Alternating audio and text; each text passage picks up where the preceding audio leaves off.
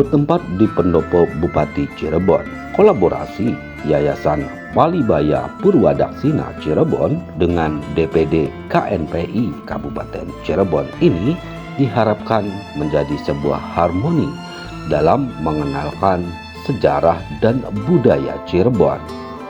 Melalui acara Gugenem Budaya, sebuah helatan yang direncanakan akan rutin dilaksanakan oleh Yayasan Palibaya Purwadaksina ini bisa menjadi bagian dari pelestarian dan pembelajaran dari generasi muda terkait budaya yang ada di Kabupaten Cirebon. Dan kegiatan ini pun diapresiasi Haji Imron MAG selaku Bupati Cirebon. Gugenem Budaya kali pertama ini mengangkat tema Iket Cirebon, mulai dari karakteristik, makna filosofi, sampai perjalanan Iket dari masa ke masa. Oke, mungkin itu dulu teman-teman. Sekali lagi saya ucapkan terima kasih sekali kepada Pak Bupati Cirebon dan Pak Haji Permadi yang sudah bareng-bareng malam ini bisa mengumpul dengan DPD KNPI Cirebon. Sekian, wallahul muwaffiq ila aqwamit thoriq. Assalamualaikum warahmatullahi wabarakatuh. Buat tapi karena KNPI biar sedulur esun kang paling pintar pakai dari ketua KNPI. Saya ucapkan selamat kepada Yayasan Palibaya ini sudah resmi dari Januari. Mudah-mudahan Yayasan Palibaya ini bisa berkiprah di Kabupaten Cirebon. Kami sangat senang dengan adanya budaya dan seni, karena manusia itu tidak bisa lepas Pak, dengan adanya budaya atau seni ini. Orang tanpa budaya, tanpa seni, hidupnya tukang, dan hidupnya itu nanti hidupnya gersang. Tetapi saya harap orang kalau sudah berbicara seni dan budaya, tapi harus dimasukkan ke hati, jangan cuma sekedar senang. Apa itu seni dan budaya? Seni dan budaya ini harus bisa merubah pemikiran dan tingkah laku kita. Banyak orang berseni berbudaya, tapi seni dan budaya itu tidak masuk di dalam pola pikir dan merubah tingkah lakunya, sehingga budaya itu cuma sekedar hiburan saja. Padahal kalau sudah meresapi seni dan budaya, hidup itu akan menjadi tenang. Saya karena sudah merasuki, merenungi, belajar, saya bukan orang budaya tapi saya senang terhadap budaya dan seni. Saya bukan seniman, tapi saya pencinta seni dan budaya. Karena seni dan budaya saya lalu meresapkan dalam hati dan pikiran dan merubah pola dan pikirnya, maka saya itu tidak bisa marah. Gitu. Kenapa tidak bisa marah? Manusia itu ada marah karena saya meresapi. Saya membaca-baca buku dari apa sebabnya ada Rasulullah, apa sebabnya sampai itu adanya Khulafaur Rasyidin, dari Abu Bakar, Umar, Utsman, Ali, dan juga ada diteruskan oleh Muawiyah, yaitu 83 tahun, dan Abbasiyah 103 tahun. Di sana itu orang selalu ribut tentang permasalahan dunia. Nah, tetapi setelah seni dan budaya, orang itu sebenarnya meresapi. Di Indonesia itu tadinya bukan mayoritas Islam menjadi mayoritas Islam tanpa ada pertumpahan darah. Kenapa? Kenapa ulama-ulama dulu mengikuti kearifan lokal dan seni dan budaya? Maka kalau sudah ada seni dan budaya, perbedaan, permasalahan itu tidak menjadikan masalah. Karena seni dan budaya sudah menjadi prinsip hidup di dalam kita. Makanya sebenarnya kalau orang seni dan budaya itu santai-santai aja Pak. Karena hidupnya punya prinsip dan konsep dalam hidup. Saya menjadi bupati, itu banyak orang permasalahan. Saya dikritik tidak begitu cewek. Saya kepada para pejabat, kalau kita dikritik, kita didemo, jangan nyewa. Apabila dikritik dan didemo itu memang benar, ya kita rubah. jadi kudu dijelaskan. Maikin nih KNPI mau kumpul ternyata pakai kangapan salon DPR dan partai macam-macam. Nah inilah kita belajar seni dan budaya. Kita beda itu aja kan tukaran. Perbedaan itu silakan, sifat manusia itu beda. Maka kalau ngomong kita berbicara seni dan budaya, berbicara perbedaan. Seni wong Cirebon kenen, budaya wong Cirebon kenen, budaya wong Sunda, wong Jawa, senjen. Nah, tapi kita tampilkan bahwa seni dan budaya itu harus bagus. Nah itulah, maka kami silakan, maka saya pendukung ini Pak, dipakai beraneka ragam. Nanti kita ini sudah negara terbuka. Cirebon pun ini berdiri, ini di Cirebon ini oleh para ulama dulu itu mengikuti kearifan lokal. Maka Cirebon salah satu di daerah Jawa Barat yang memang kalau kita lihat belajar sejarah ini Cirebon pasti akan terbaca. Nah, kenapa Cirebon ini? Karena budayanya, seninya itu di sini dikembangkan ilmunya dan beraneka ragam, jadilah menjadi Cirebon. Itu maka saya menjadi bupati, ingin apa-apa nilai-nilai lama yang baik ingin saya lestarikan. Nah itu bahkan kata Pak Aan konon itu bahwa jar ulama al muhabbatatu ala qadri soleh wal adu bi jadidil aslah, kata Pak Aan konon.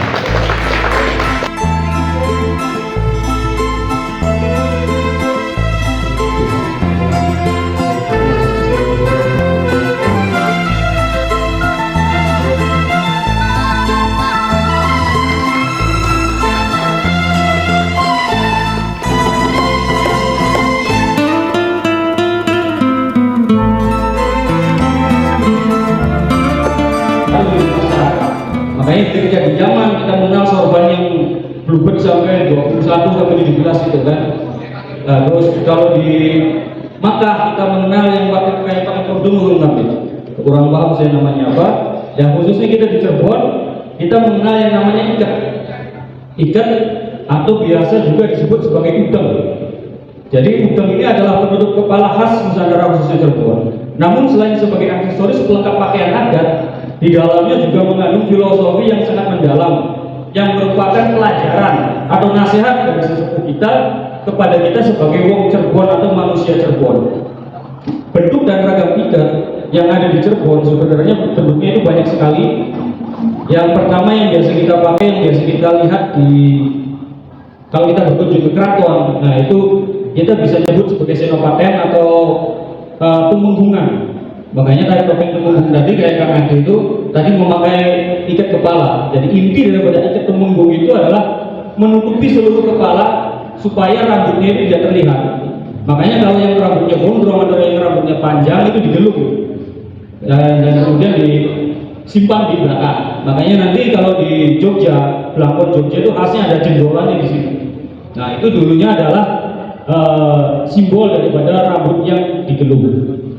Kemudian selanjutnya yang kita kenal juga pengaruh daripada kebudayaan Sunda, yaitu kita mengenal yang namanya ikat Brambang Suplak, atau kemudian di Cirebon dikenal dengan ikat Belarak Singkle. Nah nanti varian daripada Belarak Singkle ini banyak sekali. Salah satunya adalah Mahkota Wangsa atau yang biasa dipakai Kang Ade, contohnya variasi daripada Belarak Singkle atau Brambang. Bentuk dan ragam ikat Cirebon itu bermacam-macam tergantung profesi, status sosial seseorang, daerah asal, dan keperluan penggunaannya. Jadi nggak setiap acara atau tidak setiap orang itu menggunakan ikat yang sama, tapi berbeda-beda. Dan ikat maka dari itu ikat itu disebut sebagai udeng-udeng atau udeng. Maksudnya udeng ini adalah ciri wanci atau ciri khas seseorang. Makanya kemit yang di Gunung Jati dengan kemit yang ada di Trusmi itu ikatnya juga beda. Kita menunjukkan daripada fungsi dan tugas masing-masing. Cuman kita akan fokus seperti yang sudah saya pampang di depan meja ini, kita fokus pada ikat yang namanya Kutagara. Nah, Kutagara ini secara literal atau secara bahasa itu artinya adalah tembok keliling atau tembok tembok ibu kota. Nah, maksud daripada Kutagara ini nanti bersama-sama bisa kita bahas. Jadi dasar filosofi ikat itu sendiri, ikat apapun, dari mulai tadi kayak bentuk pelakon, terus berambang semplak atau gelarang singkle maupun Kutagara, ini adalah filosofi utamanya atau dasar filosofisnya adalah ikat tanah mustakamu supaya aja gede. Maksudnya adalah ikatlah kepalamu supaya jangan besar, maksudnya jangan sombong. Maksudnya kita harus menghindari kesombongan terlepas dari apapun yang kita miliki dengan kesadaran penuh bahwa itu hanyalah sebuah titipan dari Allah Subhanahu wa taala. Jadi sebagaimana yang telah difirmankan oleh Allah dalam surat Luqman ayat 18, dan janganlah kamu memalingkan wajah dari manusia karena sombong, dan janganlah berjalan di bumi dengan angkuh. Sungguh Allah tidak menyukai orang-orang yang sombong dan membanggakan diri. Nah, selain itu, makanya ketika santri Amparan Jati itu lulus dan kemudian terjun ke masyarakat, salah satu wasiat daripada Syekh Nurjati yaitu adalah setana. Maksudnya adalah peganglah apa yang sudah kita pelajari, apa yang sudah kita dapatkan. Nah, dengan begitu kita sudah siap terjun ke masyarakat. Dan salah satu versi yang lain bahwa ikat itu juga berarti ikat apa? Ikat itu adalah berarti kudu eling ning sifat kang seket. Kesuwen. Jadi ikat itu juga adalah kudu eling ning sifat kang seket. Maksudnya ada sifat yang seket itu adalah 20 sifat wajib dari Allah, 20 sifat mustahil bagi Allah, dan 1 sifat jaiz bagi Allah. Wis pira kan ya? Wis 41. Nah, terus yang 9-nya apa? Yaitu 4 wajib bagi Rasul, 4 wajib apa? 4 sifat mustahil bagi Rasul dan 1 sifat jaiz bagi Rasul. Jadi pira kan ya? Pas, ya jadi pas 50 atau 50. Jadi maksudnya ikat juga itu mengingatkan kita selalu mengingatkan kita kepada Allah Subhanahu wa taala dan juga kepada kanjeng Nabi Muhammad sallallahu alaihi wasallam. Tuh makanya di dalam ikat itu intinya sangat kental sekali dengan ajaran-ajaran agama Islam yang telah diturunkan oleh Rasulullah melalui para wali-wali dan sampai di Cirebon khususnya oleh Syekh Haji Abdullah Iman Bangran Cakrabwana, Syekh Maulana Zadul Kafi dan tokoh-tokoh yang lainnya. Jadi demikian, selanjutnya kita masuk ke filosofi bentuk ikatnya. Kalau tadi pemaparan sejenak ya. Nah, jadi selanjutnya adalah filosofi bentuk ikat. Untuk itu saya mohon bantuan daripada Kang Ade untuk menjadi peraga di depan sini. Ngapunten Kang Ade. Jadi pertama, ikat ini terbuat dari kain batik. Batik itu kalau ajaran bagi kita semua. Karena ini adalah kitab. Nanti batik juga itu harus bapak dia tekas titik. Jadi segala sesuatu itu jangan terburu-buru, tapi harus pelan-pelan, harus hati-hati supaya mencapai sesuatu tujuan yang kita inginkan. Nah, makanya kainnya ini adalah kain persegi. Kain persegi atau segi empat. Kalau kata orang Cirebon, persegi ini adalah pasagi yang disebutnya. Maksudnya adalah yen sinau kudu papak ing pasagi atau kudu papak ing masagi. Maksudnya jika kita belajar, jika kita mengerjakan sesuatu, itu harus sudah sampai kepada tahap ahli. Jangan setengah-setengah. Papak ing pasagi harus benar-benar kita menguasai hal tersebut. Nah, selanjutnya dari segi empat, dari bentuk segi empat ini, kain dilipat menjadi segitiga. Ya, antara iman, Islam dan ihsan. Makanya kalau ditaruh di lantai itu ujungnya itu ada di depan. Maka ini juga disebut sebagai trisula. Tri itu 3, sula itu tajam. Maksudnya 3 yang tajam yaitu cipta, rasa, dan karsa. Nanti setelah dibentuk segitiga, kain yang ujung sini itu dilipat bolak-balik.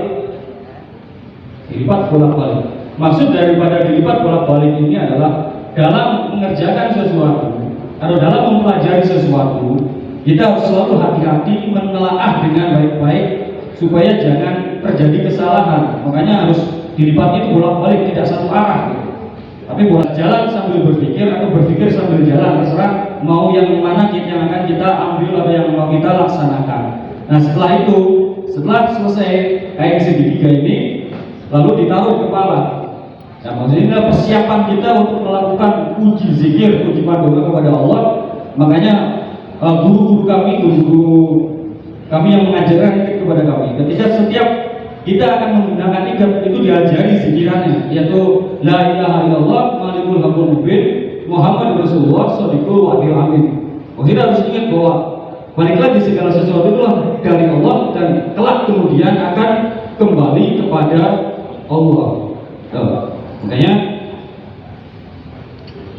sudah tahu di kepala ini kita siap untuk membentuk ikat. Dari persiapan awal, kalau ini adalah mulai persiapan untuk membentuk ikat atau ikat kepala ini. Nanti kalau ikat senopaten atau tumunggung itu kanan yang di bawah, apa kanan yang di atas? Kalau tumunggung. Nah, seperti itu kira-kira. Bisa digabungkan dengan ya. Nah, karena apa? Senopaten dan tumunggung itu biasa digunakan oleh orang-orang yang bersiap untuk terjun ke masyarakat dalam artian sebagai pejabat atau sebagai pegawai pemerintah atau sebagai prajurit. Makanya rata-rata kalau kita lihat di foto-foto zaman dulu atau foto-foto jadul, ikat daripada para pejabat-pejabat pemerintah atau pejabat-pejabat keraton itu adalah menggunakan ikat seperti ini, yang kemudian pada perkembangannya akan berevolusi menjadi yang kita sebut sebagai belangkon. Jadi belangkon itu asalnya dari kata belangko, maksudnya adalah contoh itu karena saat itu terjadi kelangkaan bahan kain, makanya menggunakan sistem pola supaya lebih hemat kainnya, enggak seperti sindipat seperti ini. Nah lanjut, kita kembali ke pembahasan awal yaitu ikat kutagara. Perbedaannya kalau ikat kutagara itu kirinya yang di atas. Nah, kanan dilipat, terus diputar ke belakang. Terus ini, kalau yang tadi senopaten atau tumunggung itu kan ditaleni. Nah, kalau ini enggak, cuma diselipkan. Nah, tuh. Nah, seperti ini. Nah, ini yang segitiga. Kalau tadi kan dibiarkan, kalau ini kita tekuk ke belakang. Maksudnya kita harus bisa menyatukan ketajaman pikir dengan tindakan maupun hati kita itu sudah harus menyatu. Nah selanjutnya kalau itu sebenarnya udah kenceng. Nah jadi varian kutagara Cirebon itu sebenarnya banyak. Cuman secara proses pembuatan itu awalnya pasti begini semua. Entah itu yang bedaker, entah itu yang buntet, entah itu yang tuswi, entah itu yang jati. Itu semuanya sama. Awal muasalnya adalah seperti ini. Nanti selanjutnya yang kiri ditaruh di atas. Nah, ini filosofinya adalah sedekah wong mati. Ini maksudnya adalah apa? Karena kita sudah siap untuk menghadap Allah Subhanahu wa taala. Kalau kita diselipkan lagi kan, kita ikat lagi. Nah, nanti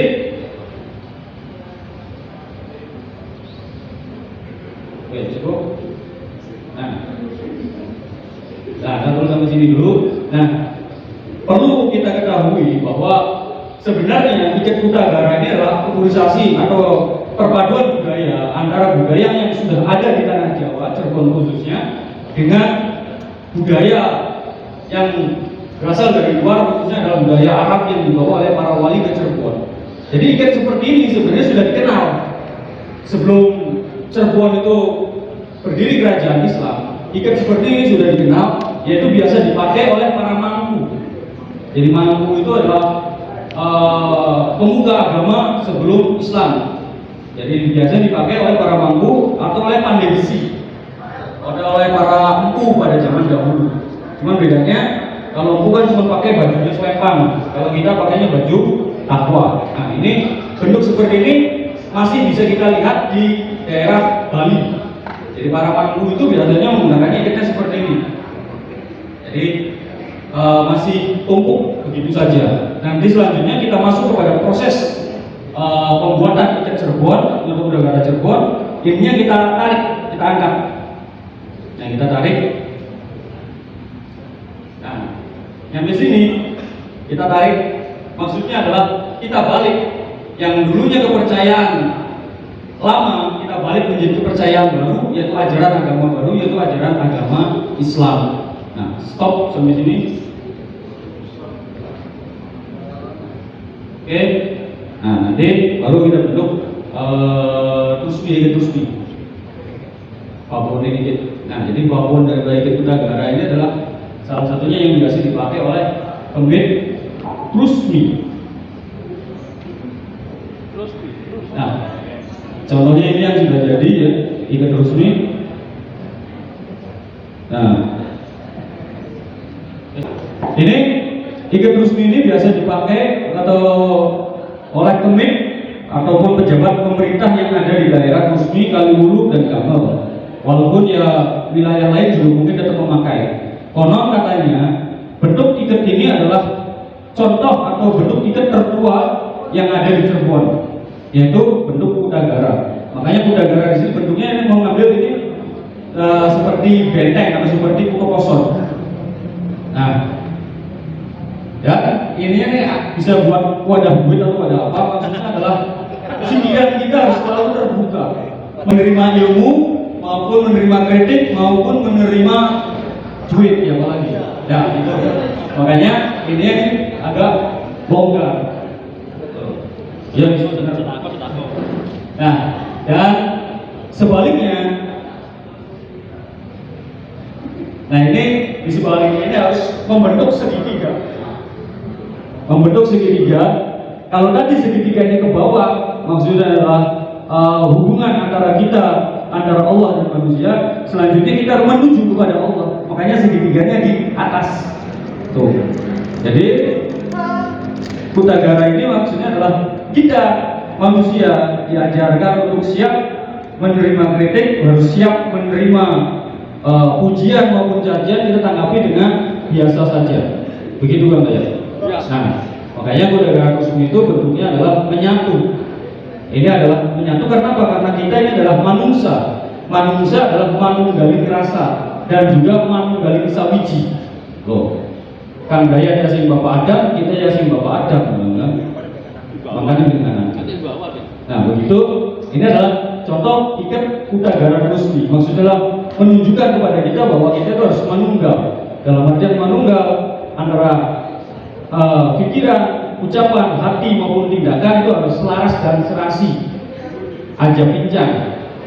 Makanya pakem yang diajarkan oleh guru kami juga bahwa ketika membuat ikat Udagara ini itu dianjurkan melepas baju, begira, jadi jemput sih, kudue sih. Maksudnya lagi kita harus siap pasang badan, pasang dada.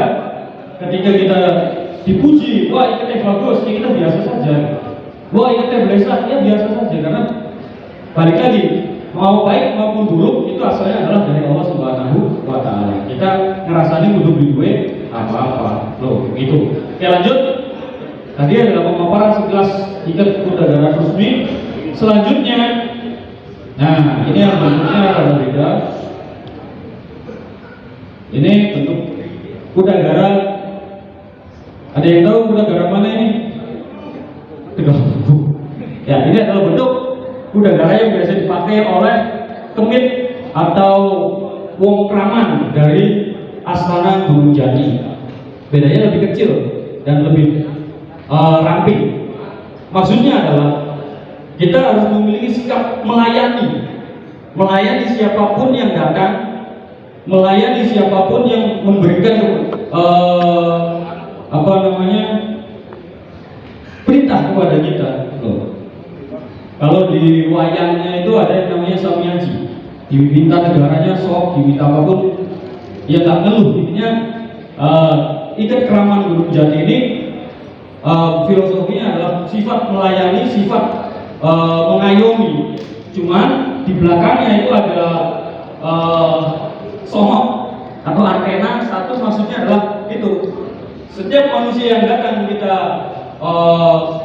terima, kita tapi dengan baik karena semata-mata niat kita adalah lillahi ta'ala, hanya menuju kepada Allah Subhanahu wa taala. Karena manusia sekali lagi adalah wakil daripada Allah, yaitu khalifah Allah di bumi. Makanya jangan semena-mena kan dari kemudian kubu ya. Amin. Ini konon katanya biasa dipakai di daerah di daerah Budet. Di daerah Budet. Jadi bentuknya hampir mirip, prosesnya juga sama. Dan ini konon katanya ikat ini pertama kali dipakai ketika era perang Kedongdong atau perang santri tahun 1800 sekian. Ini sebagai ciri wanci atau sebagai ciri khas perjuangan santri ketika melawan penjajahan. Maka dari itu di depan ini ada lipatan. Lipatan ini jumlahnya 17. 17 ini adalah simbol daripada sholat sehari semalam, yaitu 17 rakaat. Dan di samping kanan kiri ini ada kayak tonjolan. Nah, ini adalah simbol 2 kalimat syahadat. Jadi dasar perjuangan rakyat Cirebon adalah 2 kalimat syahadat dan 17 rakaat sholat sehari semalam. Sama di belakangnya juga ada antenanya sini. Seperti yang kita ketahui, ketika kita melakukan sholat, ketika kita mengucapkan 2 kalimat syahadat, hati kita ini harus mantap, ngadep jejak menuju kepada Allah Subhanahu wa taala. Sekali lagi, lillahi ta'ala. Makanya ikat Cirebon ini syarat dengan pesan-pesan moral, pesan-pesan dari leluhur-leluhur kita, yaitu para wali yang ada di Cirebon ini. Nah, yang terakhir ini biasa dipakai di daerah pondok pesantren Pendatrek. Nah, ini bentuknya hampir sama. Cara buatnya pun sama sebenarnya. Awalnya tuh dari yang kiri di atas. Cuman bedanya adalah ini pembentukan ininya. Pembentukan yang depan atau udagarannya dan pembentukan yang di dalamnya. Kalau di Rusi itu kan tidak ada lipatan. Nah, kalau di benda kerap itu ada lipatannya itu 2 biasanya. 2 atau 3 biasanya. Ya, penjelasan 2 atau 3 juga sama seperti yang tadi sebenarnya. Cuman beda bentuk dan karakter saja. Itu tadi pemaparan sekilas atau sejenak tentang ikat Cirebon. Tuhan, Anoman, Cirebonan sama Kaprabonan. Saya melihat Sultan Kaskuhan pakainya mirip kayak belangkon. Ikat apa namanya? Saya Sultan Kanoman oleh Pangeran Raja Kanoman ya. Itu pakainya bukan ikat tapi kayak mahkota yang tinggi tuh. Kalau Pangeran Emiruddinnya kan pakai ikat ya, kadang pakai putih gitu. Nah, itu ikat atau apa gitu? Kok tinggi begitu? Nah, saya ingin tahu yang dipakai oleh pemimpin keraton kita itu namanya apa saja, karena yang dipaparkan belum ada gitu. Yang saya perkenalkan ini adalah ikat-ikat yang biasanya dipakai di jabal keraton memang. Jadi makanya wajar kalau tidak melihat model-model ikat ini ada di dalam keraton. Makanya sebelum saya jawab, saya serahkan dulu kepada Mamunang. Monggo. Motif ikat karena kan tiangge yang dipakai oleh para pemimpin kita di Kesultanan itu yang bentuk seperti topi panjang namanya puluk. Itu pengaruh dari Demak dan Mataram, karena sejarah kita, leluhur kita ini tidak lepas hubungan pernikahan, hubungan persahabatan dengan Kesultanan Demak sampai Mataram. Terus motifnya juga itu motif Cirebonan, berbagai macam warna, ada corak yang namanya keratonan, yang tentunya jenis batik tersebut dipakai di kalangan orang dalam keraton. Terus juga motif yang saya pakai ini yang sudah dibentuk belangkon ya, motif temenggungan. Ini juga makna filosofinya sama, diikat ininya ke atas, menunjukkan kepada kita harus bertakwa kepada Allah Subhanahu wa taala. Dan lipatan-lipatan ini ada simbol. Ada lipatan 3 sebagai simbol iman, Islam, dan ihsan yang biasa dipakai oleh para pemimpin-pemimpin kita. Itu iketannya, lipatannya ada 3, ada juga dari Sentana Wargi atau keluarga besar Kesultanan, ikatnya, lipatannya ada 7, melambangkan bahwa kita harus bisa berperan. Pitu itu dari kata pitulungan, saling menolong, pitutur perkataan yang baik, pituduh memberikan petunjuk. Juga ada lipatan yang 4 yang biasa dipakai oleh para abdi sebagai penunjang daripada kelancaran kegiatan-kegiatan adat yang ada. 4 tadi kita harus menjunjung tinggi yang namanya nilai-nilai agama, tentunya adat, budaya, tradisi, dan seni. Mengenai kelengkapan dari yang dipakai oleh yang di dalam istana, dalam keraton, itu sesetel, umpamanya ininya lepetannya 3, lancarnya juga 3 lagi untuk kainnya, dan seterusnya seperti itu. Dalam acara-acara besar tentunya menggunakan kuluk biasanya dalam acara anugerahan atau pelantikan seorang sultan tentunya, sampai dengan turun temurun. Bahkan kalau kita lihat kuluk atau mahkota yang terbuat dari emas itu Sultan Banten yang menggunakan kuluk, menggunakan bahan emas yang pada saat ini adanya di negeri Belanda. Jadi dari kelir, dari motif itu terbagi motif keratonan. Ada yang motif wadah singa, ada yang motif, kalau yang saya pakai ini motifnya motif wadasan dan megamendung. Ini sengaja pakai warna, beberapa motif yang khusus yang tidak dipakai oleh kalangan umum. Tadi untuk menunjukkan bahwa peklamben ataupun busana yang digunakan para pemimpin-pemimpin ini ada bedanya tapi ada samanya, seperti itu.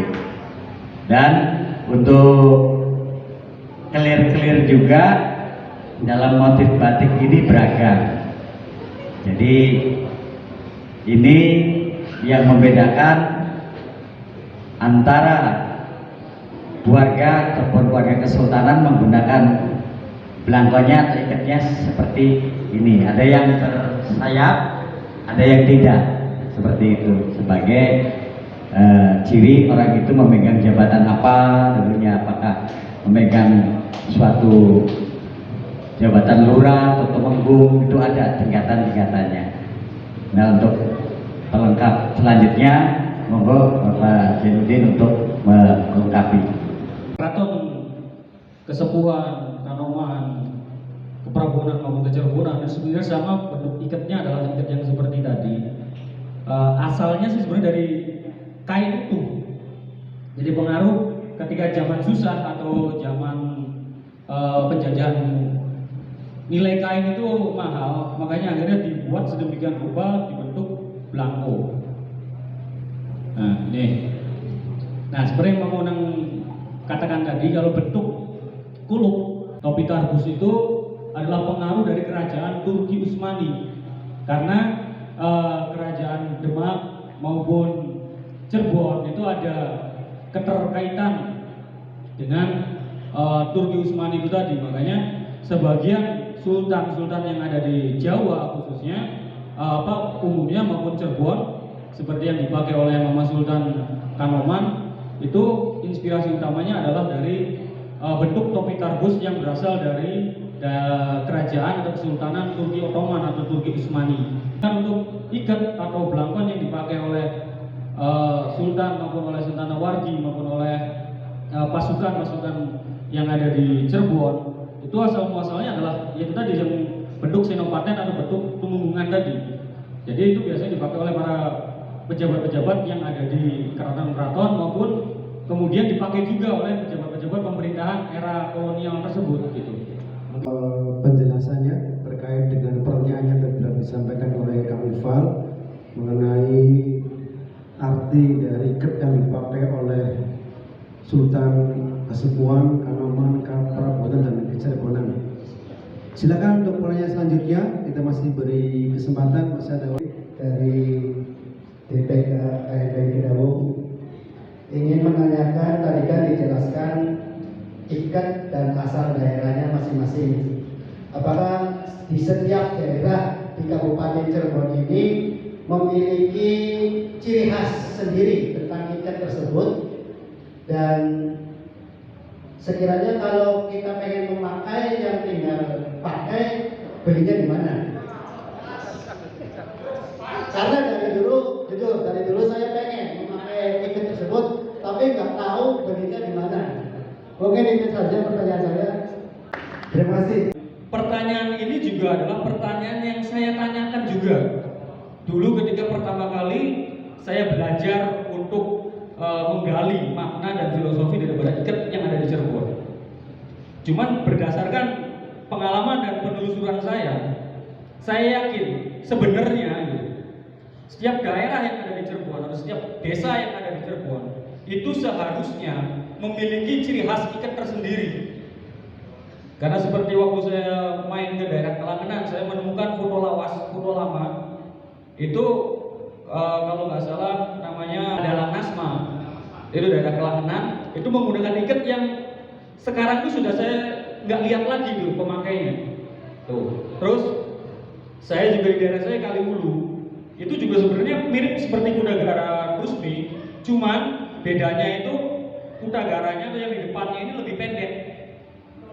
Kalau kata buyut saya dulu, itu adalah bentuk penghormatan kita kepada sedulur tua. Nah, karena Kaliwulu itu lebih muda daripada Rusmi, makanya kuda garanya atau yang di depannya ini lebih pendek atau lebih asor. Dan di beberapa tempat juga saya menemukan yaitu ikat-ikat yaitu tadi seperti mirip berambang seplak atau bleak singkle itu. Nah, makanya asumsi saya ini sebenarnya belum terbukti benar gitu kan. Cuman saya punya keyakinan bahwa seharusnya setiap desa yang ada di Kabupaten Cirebon khususnya ini memiliki ciri khas ikat tersendiri. Makanya seperti yang saya bilang di awal bahwa ikat ini juga menunjukkan wilayah kita itu dari mana. Karena dulu waktu saya pakai ikat ini gitu, ketika saya ziarah ke Gunung Jati, itu temen itu nggak nanya lagi gitu, wow, sing Rusmi ya kan, karena saya menggunakan ikat ini. Mungkin kalau saya pikir pakai ikat itu kan, oh sing bedanger padahal sih kan butuh. Nah, sedangkan kalau pengen pesen atau kalau pengen pakai ikat ini, itu silakan sebenarnya di Cirebon udah banyak. Kayaknya beliau juga banyak. Oh, karena tapi ya kalau mau bikin di saya juga nggak masalah sebenarnya, karena cuman perbedaannya kan ya. Saya belum mengkomersilkan untuk pembuatan ikat ini, jadi saya tidak membuat atau tidak membuat secara massal. Alhamdulillah malam ini kami mengadakan acara bersama dengan Bupati Cirebon, pemerintah Kabupaten Cirebon, Bupati Cirebon, disertakan dari DPD KMPI Kabupaten Cirebon yang bertajuk Kegeneman Budaya. Membahas kali ini acara perdana kita membahas tentang makna dan filosofi iket. Insya Allah acara ini akan dilaksanakan setiap bulan di Pendopo Kabupaten Cirebon sebagai ajang silaturahmi dan juga menjalin ikatan tentunya dengan pemerintah daerah dan rekan-rekan dari berbagai macam organisasi agar seni, budaya, tradisi, dan adat ini kita bisa mengenal, saling untuk merawat, melestarikan, besok keluar kepada yang lain, bahwa generasi milenial juga harus mengenal tentang budaya. Budaya menggunakan ikat, budaya akan menggunakan busana adat dan renggannya. Mohon doa baik dari masyarakat semuanya agar kegiatan-kegiatan kami ini bisa berjalan setiap acara-acara dan setiap event-event lainnya.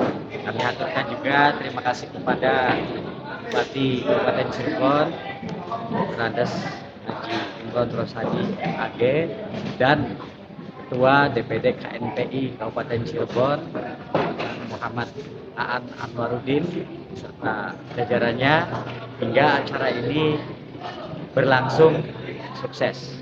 Terima kasih, sampai jumpa di tema dan tajuk lainnya. Wabillahi taufiq wal hidayah. Assalamualaikum warahmatullahi wabarakatuh.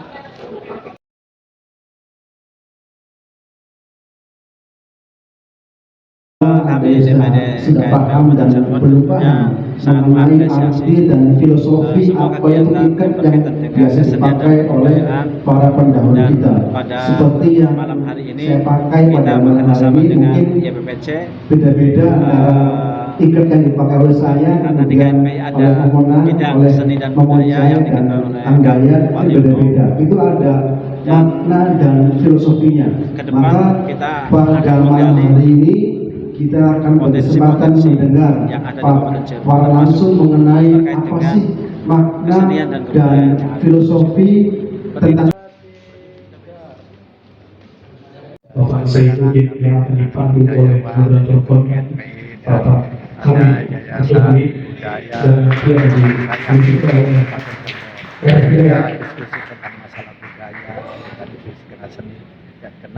sebelum menyampaikan sebelumnya kepada Bapak Hamid sebagai moderator, saya akan tutup acara buka pada malam hari itu dengan sama-sama membaca Alhamdulillah Alhamdulillah Alhamdulillah. Saya serahkan kepada seluruh moderator dan saya akhiri Bicara seni itu berbicara batin, maka seni budaya harus bisa merubah pola pikir dan tingkah laku kita. Jangan seni cuma sekedar seni, tapi kita tidak berubah dalam pola pikir dan tingkah laku. Itu nanti kurang apa. Maka seni budaya ini harus berjalan, maka kita akan ngerti, paham. Jadi nanti kita itu dimiliki. Kalau kita sudah tinggi level seni dan budayanya, maka hati kita itu harus dimiliki. Nanti kita ada apakah saya nggak bisa marah apa nih kritik apa, kenapa kita merasa nilai budaya yang ada di